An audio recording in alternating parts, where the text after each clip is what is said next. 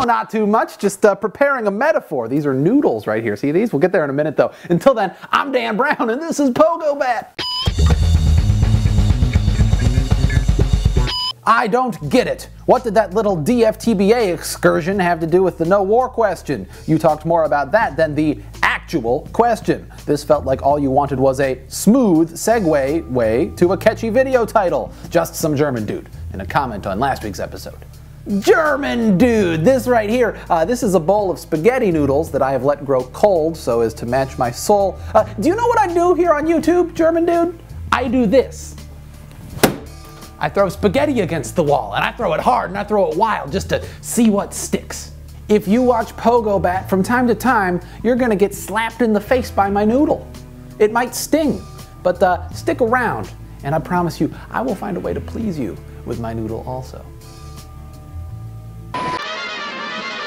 Dear Dan, can you, my dear gentleman, please explain the phrase, to shot the shit? Sincerely, Jacob. Well, to shot the shit is not the same thing as to have shot the shit. Then it would just be the past tense of shoot, and this would be simple. You know, to have shot the shit would just mean that you once fired a projectile at a pile of poop. See, sometimes in English we verbify nouns. For example, you can turn the noun verb into a verb by adding -ify to the end, verbify. Or another example, if I said, oh man, I potatoed that girl so hard, that would mean that I gave a fine young lady a potato. Simple. I can only assume that the shot we're referring to is like a shot, like a syringe. So to shot the shit must mean to inject something into a turd. Hey Dan, I was thinking about producing clean energy and unemployment, and I realized that we could put the unemployed people on bikes attached to generators and have them produce electricity. It wouldn't have to be mandatory, and we could pay people based off of how much electricity they produced. At least then, they could have a way to make a living, right? From Brendan. I like where your head's at, Brendan, but why not use hamsters? I mean, you would need a lot of hamsters, and that could cause some problems. And I guess it doesn't do anything to tackle the unemployment thing, unless you want to breed hamsters for a living. Let's back up. First, a world where we put poor people on bikes to generate power strikes me as weird at best and downright dystopian at worst. Second, I think you grossly overestimate just how much power one human being on a bicycle can produce. I mean, I haven't done the math or anything, but I don't imagine it's much, particularly when you consider that they're not really creating new energy. You can't do that. They're essentially just converting the calories in their stomach from their last meal into electricity. If you factor in that you'd need to feed these folks, I don't think your operation would make a whole lot of money. I think it might even operate at a loss. You know, there's a reason that we use waterfalls and nuclear reactions for these sorts of things. They're just much more powerful, much more efficient. All this does remind me, though, of something that might be a little more grounded in reality. It's kind of a similar idea-ish, kind of, that maybe you'll appreciate. Look at this, look at this. The electrokinetic energy road ramp is designed to generate electricity using kinetic energy from passing traffic. These plates are in turn connected to a mechanism that drives a specially developed flywheel that has a very low inertia from rest, but is able to store a significant amount of kinetic energy.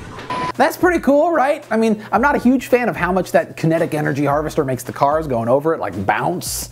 It still has a few kinks to work out, but I'm a bigger fan of that than I am forcing poor people to ride bikes. Thanks for the email. Dear Manager, nice a day. Our factory is specialized in producing chemical products, especially the PET resin. We can give your competitive price, good quality, and best service. I sincerely hope we can establish a business relationship. I am waiting for your early reply. Best regards, Wendy.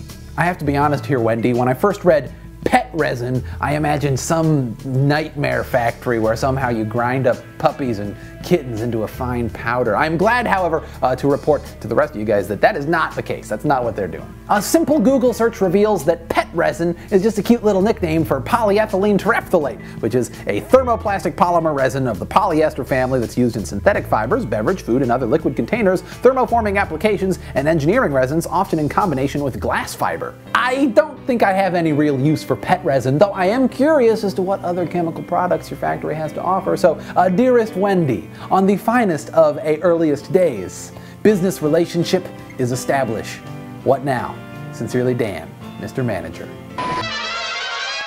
Anyway, that just about does it for this week's episode of Pogo Bat. Thank you very much for watching. I would highly encourage you guys to write me more emails. danbrownuniverse@gmail.com. I love responding to them. But until next time, please don't be a If you like what you just saw, if Dan put you in a state of awe, subscribe to him and click the orange button. It really, really, really, really, really means something. If you'd do that, that'd be really cool.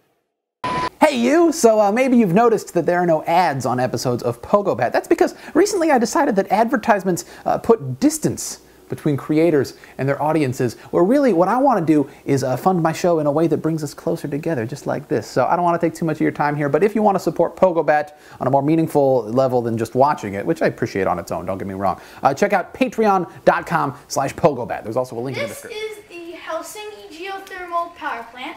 This geothermal power plant is using dry steam to produce electricity. The way this is done is rainwater comes down over thousands of years, pounds the earth, and then seeps through the ground to where there's hot magma. And this hot magma here, it gets this water all nice and steamy. And then all you have to do to capture this heat energy is drill a production well and an injection well. What this does, it allows them to take the steam out through the production well, turning a turbine, which then turns the shaft, which goes into a generator. With the turning, the generator turns that into electricity, which goes through power lines and goes to your house and makes your house lights turn on and other things that you would use electricity for.